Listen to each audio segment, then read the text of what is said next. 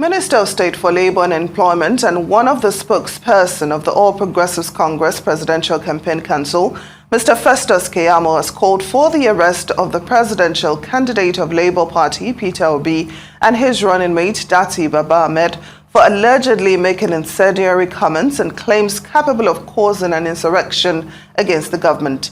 Keyamo, in a petition addressed to the Director General of the Department of State Services dated March 23, 2023, called on the secret police to charge Obi and Baba Ahmed to court for their conduct, which it says was akin to incitement and treasonable felony. But the Labour Party Presidential Campaign Council dismissed the allegations against the party's candidates. It accused Keyamo of selfishness, saying he felt content to look the other way when his party and its supporters were making inciting statements in Lagos State during the last elections.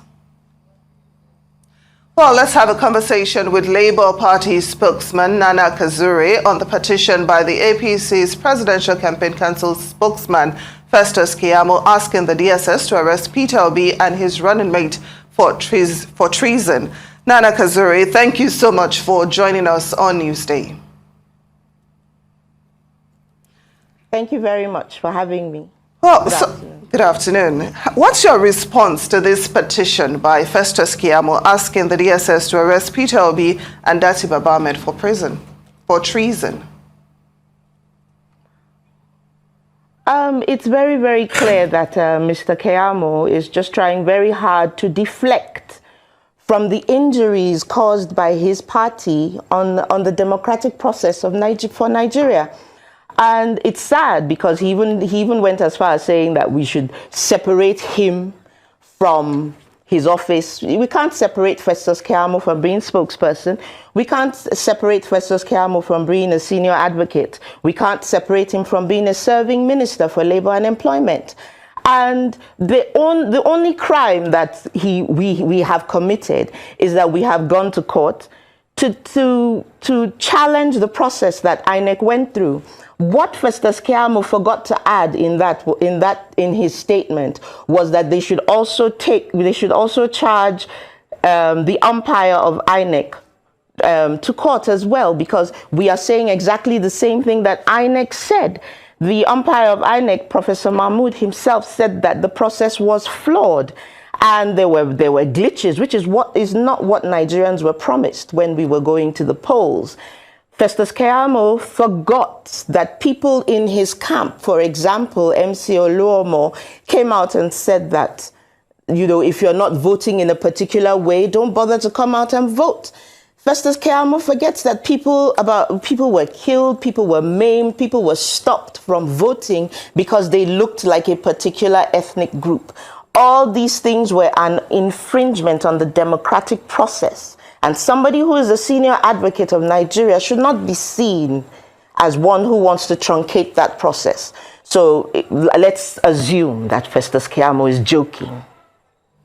Or at the very worst, he's experiencing what psychologists would say is projection. And, you know, this petition to the DSS for treason, it doesn't seem very reconciliatory, which is the message that they have been trying to push towards us. Exactly. Go ahead. Thank you very much for bringing that up, because in my view, after they have benefited from the mayhem that was caused by the so-called free and fair elections, which Nigerians know did not happen on the 25th, and even more recently, the gubernatorial elections. And is that how they want to go about the process of the so-called healing that they were offering Nigerians in their press briefing? And so it's counterproductive when you come out and then you now say that people questioning the process, people questioning the system, which you know, when you question the system, it's the tenet of democracy. And so he's the person that is infringing on the rights, on the democratic rights of Nigerians. And the mind boggles really, and I'm wondering what he's on about. It's sad. It's a sad moment. Interesting times for Nigeria. But when I read the news, it was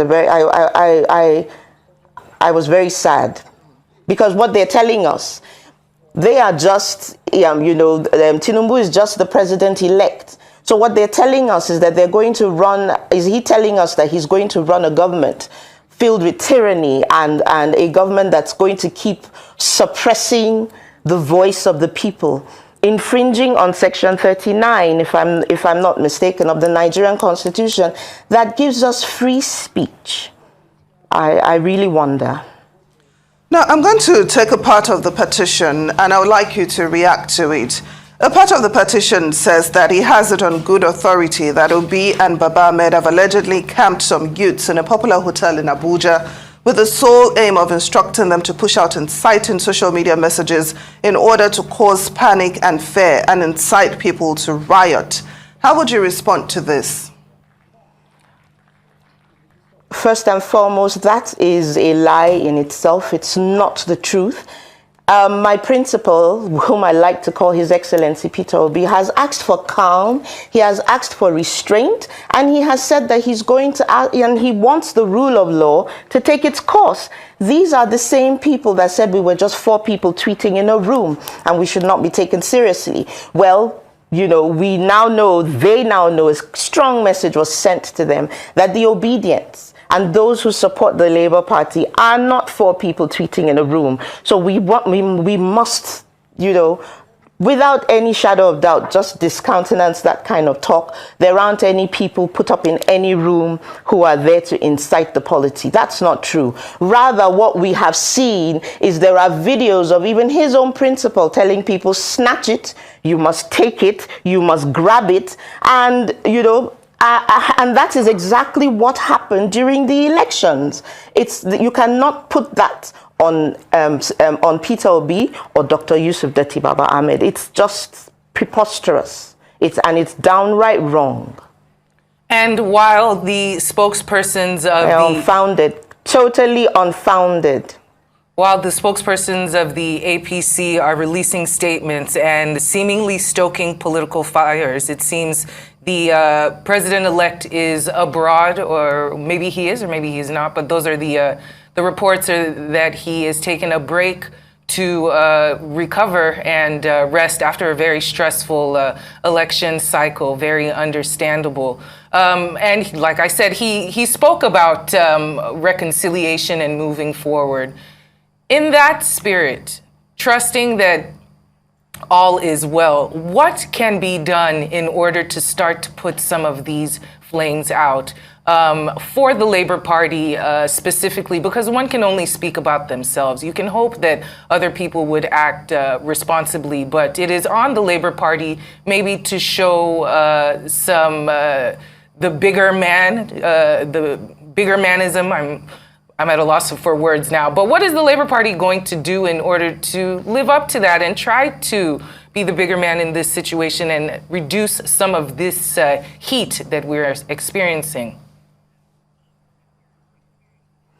We've always been a cut above the rest. And so we're not in, there's nowhere where you saw videos go viral of anybody that supported the Labour Party asking people not to come out to vote, telling people from a particular tribe that live in a particular geographical part of Nigeria, Lagos to be specific. At no point in time did you hear us threaten people or ask people not to come out and exercise what is their fundamental human right. So that in itself speaks for the Labour Party. We have always been reconciliatory. The fact that our principal even asked for restraint and calm and let the judicial process take its course, that in itself is reconciliatory. Nigerians, unfortunately, and I would say many people who form the leadership are very used to being dictators, and we have to choose. Do we want a democracy, or do we want to be autocratic in the things that we do or in the way that we say things? It's not enough for you to come out and say we want the country to heal, and then one of your spokesperson, a serving minister, comes out with so much vitriol against people who are asking questions, against people who are going through the right channels to challenge the processes, except he's telling us something different. The DSS does not take directive, as far as I know, from Mr. Festus Keyamo. Labour Party is Labour. As our name implies, we are pro the people. We are with the people, and the people are with us. We want better, we want a better quality of life, better healthcare systems. We want everything to work better for the Nigerian cause, and that's why you see that the NLC is also with us. It's a government of the people, for the people, and by the people. That's what we were taught. It's unfortunate that the people at the helm of affairs have forgotten this fundamental, very, very layman way of expressing what democracy means, the definition of democracy. And the Labour Party does not dance to that tune. It is not our way, and we are pro the people. That's why we are in court. That's why we are asking questions. And remember very clearly that during the election cycle, Nigerians said it very clearly that we were running for the highest office through His Excellency Peter Obi, and he can't back down. So we must not forget that Nigerians have become very disenfranchised. Nigerians are hurt. Nigerians are distrustful of the system. And so the Labour Party is now, what we've done is now we've put the judiciary. We're making them accountable. They should be accountable to the Nigerian people. People want answers. People want to know what happened to their mandate on the 25th of February, 2023. President Muhammadu Buhari said he wanted to leave a legacy of free and fair elections. INEC themselves have agreed that there wasn't a free and fair elections. It was marred by technicalities that affected many things, affected the results. And so that's what Nigerians are taking to the court. And I see no reason why anybody who means well for this country would now come up with such a petition. Well, maybe he just wants to remain politically relevant. Now, he's being a rabble-rouser. Talking about the judiciary, Festus Keyamo also tweeted that he's excited about the issues raised by Peter Obi in his election petition, saying that all the deceit and lies, disinformation and misinformation will be busted by our law lords. Now, he adds that whoever continues to argue after that should relocate to another planet.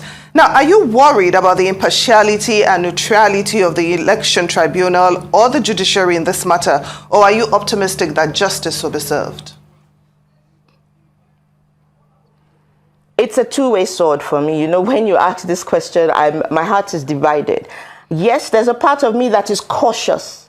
There's a part of me that is worried. But then there's also that part of me that decided to become a politician, that decided to put herself front and foremost, that says there is hope for this country. It's not hopeless. And if we have people who are members of this judiciary who are activists, then they will do the right thing. So right now, I said it before, Nigerians have put the judiciary, Nigeria's judicial process to test. And it's left for them now to do the right things by Nigerians, by giving us proof and reasonable doubt if there is. It's time for them to show us that indeed us who have remained in our country, those of us who want this country to work for the better, for the next generations to come, the judiciary has her work cut out for her. And I'm hopeful. It doesn't matter. I'm worried, but yes, I'm still very hopeful, and I hold on strongly to the fact that Peter Obi has done it before when he was with APGA, when he was impeached as governor of Anambra State. It was still the legal system. It was these processes that reinstated him as governor. So let us see. We are watching, and like I said, Nigerians have taken the reins of this thing, and that's why we're asking questions. Nobody should ask us to shut up. Nobody should bring scare tactics. It won't work this time. Well, the stakes are certainly very high. Let's just hope the judiciary is up to the task. High. Thank you so much for having this discussion with us. I want to believe that they are. Nana Kazari, always good to have this discussion with you, Labour Party spokeswoman there. Thank you so much.